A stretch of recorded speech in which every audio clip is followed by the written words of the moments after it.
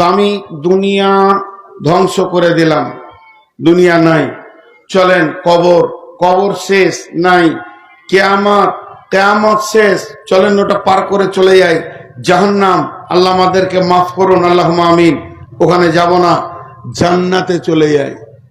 তারপরে তার জগৎ নাই, ওখানেই যে জীব কি কাজে লাগবে?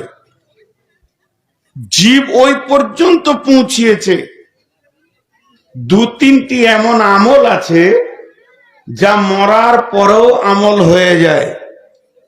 দেখেন, দু তিনটি এমন আমল আছে যে একটা মানুষ মরে গেল তার আমল করা যায়।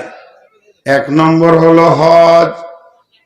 আব্বা মারা গেছে, হজ করতে পারেনি, আপনি কাউকে টাকা দিয়ে বদল হজ করে নেন।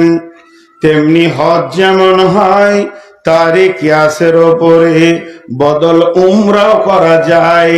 তাহলে দুইটা আমল হলো। তিন নম্বর, মারা গেছে, মা মারা গেছে, সে আর করতে পারবে না, সন্তান তার জন্য দান করবে, মসজিদ মাদ্রাসা করবে, এগুলি কবরে গিয়ে পৌঁছাবে, ভালো সন্তানের আপনার দোয়া পৌঁছাবে এবং সে সাদকা জারিয়া যা করেছে পৌঁছাবে। এইভাবে বেশ কিছু আমল আছে। এই আমলের ভিতরে মেয়েদের পর্দাটা কত ফরজ, মেয়েদের পর্দাটা কত ফরজ, মেয়েদের পর্দাটা কত ফরজ। মেয়েটা মারা গেছে, আর তো আমলের প্রয়োজন নাই। বলেন না, ওর জোহরের আজান হচ্ছে, ওকে আর নামাজ পড়তে হবে না, লাশ পড়ে আছে, বেলা 10টা 11টায় মরেছে, জোহরের আজান হচ্ছে, ওর জন্য আর নামাজের হাজিরি হবে না, আসরের নামাজে হাজিরি হবে না, 5টার সময় দাফন হবে, 2টা ওয়াক্ত পেরিয়ে গেল, বিছানায় শুয়ে মরে গেছে, আর আমলের দরকার নাই। কিন্তু একটা আমল কবর পর্যন্ত যাবে। ওই মৃত মেয়েকে ওদেরকে দেখানো যাবে না যাদের সঙ্গে ওর পর্দা। কবরে ঢোকানো পর্যন্ত পর্দাওয়ালাকে দেখানো যাবে না। দেখেন কত দূর গিয়ে পৌঁছালো। তো জীব প্রথম 2.5 বছর খুলছে না, খালি তোতলা তোতলা করছে। এই জীব যে খুলে গেল, আজরাইল এসে বন্ধ করবে। তো এই জীবের রিয়াকশন কত দূর গিয়েছে জানেন?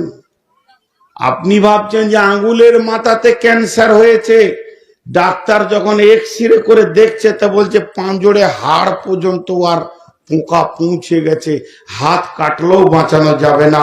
তো এই জীবের রিয়াকশন কত দূর গিয়েছে জানেন? জান্নাত পর্যন্ত। শুনলেন কেমন? জান্নাত পর্যন্ত। আল্লাহ বলছেন, লা তাসমাউ ফিহা লাগওয়ান ওয়ালা কিযাবা, লা তাসমাউ ফিহা লাগিয়া। লাও, তোমরা জান্নাতে অতিরিক্ত কথা শুনতে পাবে না, জান্নাতে গালিগালাজ শুনতে পাবে না। জান্নাত এমন একটি নিয়ামত, সেখানেও জীব কন্ট্রোল থাকবে। একদম কন্ট্রোল ওলাই জান্নাতে যাবে।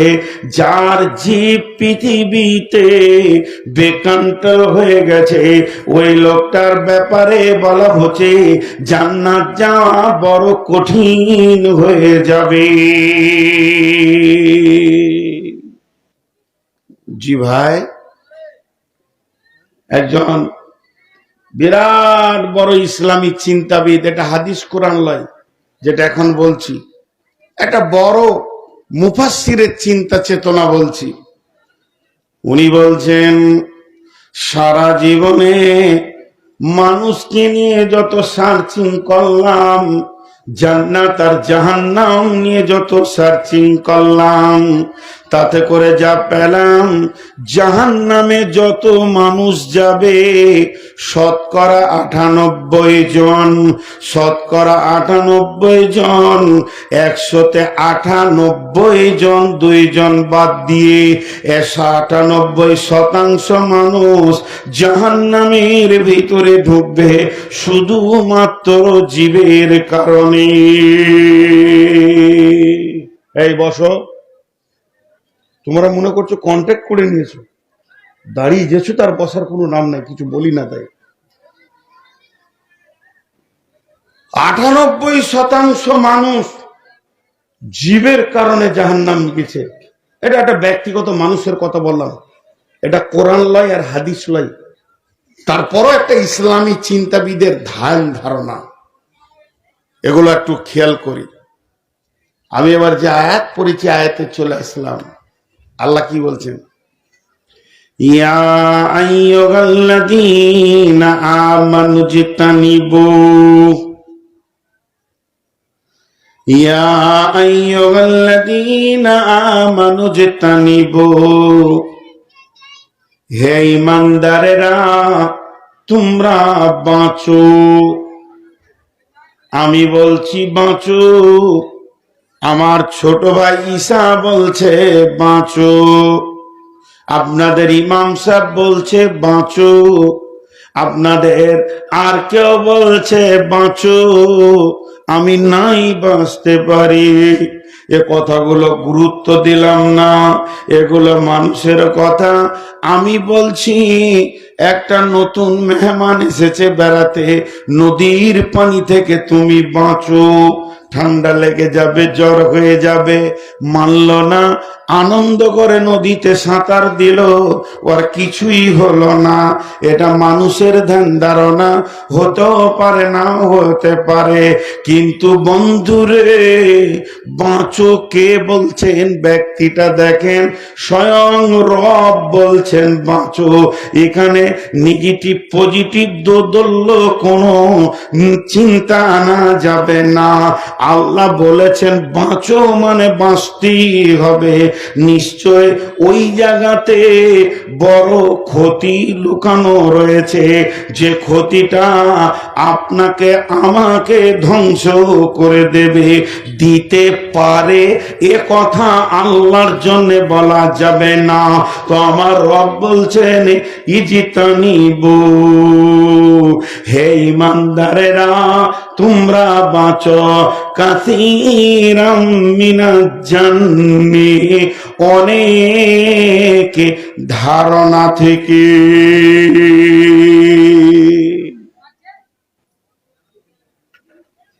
ধারণা মানে অনুমান, ধারণা মানে অনুমান, জি, ধারণা মানে অনুমান। বহু ধারণা আছে খারাপ। ইজতানিবু কাসীরাম মিনাজ জান্নি, ইন্না বা'দা জান্নি ইসমুন। এতক্ষণে জানটা ঠান্ডা হলো, এতক্ষণে আসল খোরাকটা পেলাম। ইন্না বা'দা জান্নি ইসমুন, নিশ্চয়ই কিছু ধারণা আছে কাবিরা গুনাহ। দেখেন, আপনি রাত্রি 12টায়, ভালো করে ধ্যান দেন, আপনি রাত্রি 12টায় মসজিদ আসছেন তাহাজ্জুদ পড়ার জন্যে, আর একটা যুবককে দেখলেন তার পেছনে একটা যুবতীকে নিয়ে মোটর সাইকেলে বেরিয়ে চলে গেল। আপনি কম দেখছেন, হালকা করে দেখলেন, ঢুর করে চলে গেল খুব স্পিডে। তা আপনি ভাবলেন কি দুনিয়া হলো রে বাপ, এত রাত্রিতে যুবক যুবতী কেনে যায়? ঘটনা খারাপ, এলাকা খারাপ। আপনি একজন তাহাজ্জুদ পড়নেওয়ালা, আপনি একজন নামাজি, আপনি একজন বড় ভদ্র মানুষ এলাকার। এই সেই 12টা 1টা রাত 2টো থেকে নামাজ আর তেলাওয়াত করে করে চোখের পানি ফেললেন। ফজরের আজান হলো, জামাতে নামাজ পড়ে সালাম ফিরে ইমাম সাহেবকে ফুট করে বলে দিলেন, মৌলভী সাহেব আজকে গভীর রাত্রিতে দৃশ্য দেখলাম, শুনলাম, মনটা বড় খারাপ লাগছে। একটা ইয়ং ছেলে মাস্তান পেছনে একটা যুবতীকে নিয়ে চলে গেল। তুমি ধারণা করলে ওরা দুজনা বড় নোংরা লুচ্চার বেশ্যা গেল। কিন্তু আসলে ঘটনাটা কি, গভীর রাত্রিতে একটা মেয়ের অ্যাপেন্ডিসাইডের ব্যথা উঠেছে। মেয়েটা এইচএস পড়ে, এখনো বিয়ে হয়নি। তার ভাই তাড়াতাড়ি তাকে হসপিটালে তাড়াতাড়ি নিয়ে গেল। ব্যথা সহ্য হচ্ছে না। কেন তুমি ধারণা করলে? আমার আল্লাহ বলছেন, এই ধারণা করাটা কে তোমাকে বলেছে? ধারণাটা তুমি করবি বা কেন? আমি তো ধারণা করতে বলিনি। পৃথিবীটা পরিচালনা করছি আমি। কাকে আযাব দেব, কাকে জান্নাত দেব, কাকে জাহান্নাম দেব, ব্যাপারটা আমার। তোমাকে তো বলিনি মসজিদ যেতে যেতে একটি কাজ দেখে ওটাকে ধারণা করে ইমাম সাহেবের সঙ্গে বসে যাও গীবত করতে। অতএব শুনে নাও, ধারণা একটা এমন নোংরা জিনিস, সে হচ্ছে একটা বিরাট গুনহার গোডাউনের চাবিকাঠি। যে লোকটা ধারণা করতে শুরু করে, তার দ্বারা পৃথিবীর সমস্ত পাপগুলো আসান হয়ে যায়। তো আমার আল্লাহ বলছেন, প্রথমেই তুমি ধারণা বন্ধ করে দাও। কিংবা তুমি রাত 12টায় উঠে মনে করলে যে ভাই বোনে চলে গেল, তাহলে হয়তো কোনো জরুরি কাজ আছে। কিন্তু ওরা ভাই বোন ছিল না, একটা মেয়ে তার প্রেমিককে ডেকে ওই রাত্রিটি কেটে পড়লো। তবে কেন তুমি ভালো ধারণা করেছ? এটাও তো তোমার চলবে না, কারণ তুমি কি জানো ওরা দুজনকে। অতএব আমার আল্লাহ বলছেন, ধারণা থেকেই তুমি নিজেকে বাঁচাও, তুমি অনুমান থেকে নিজেকে বাঁচাও। ইন্না বা'দাল জান্নি ইসমন, এমনও কিছু ধারণা রয়েছে যেগুলো হলো কাবিরা গুনাহ।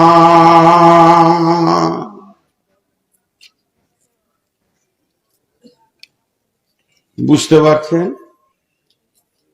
এতগুলো লোক হ্যাঁ না বললেন। আমি যেটা বলতে চাইছি বুঝতে পারছেন? মানে প্রথমবারে পারছে না, আর একবার শুধুছি তখন পারছে। কোন ধরনের কারবার? তো অনুমানটা হচ্ছে পৃথিবীর নোংরা জিনিস। অনুমান। সামনে রমজান মাস আসছে, রোজা রাখবো ইনশাআল্লাহ। জোরে বলি ইনশাআল্লাহ। রোজার পরে নামাজ ছাড়বো ইনশাআল্লাহ।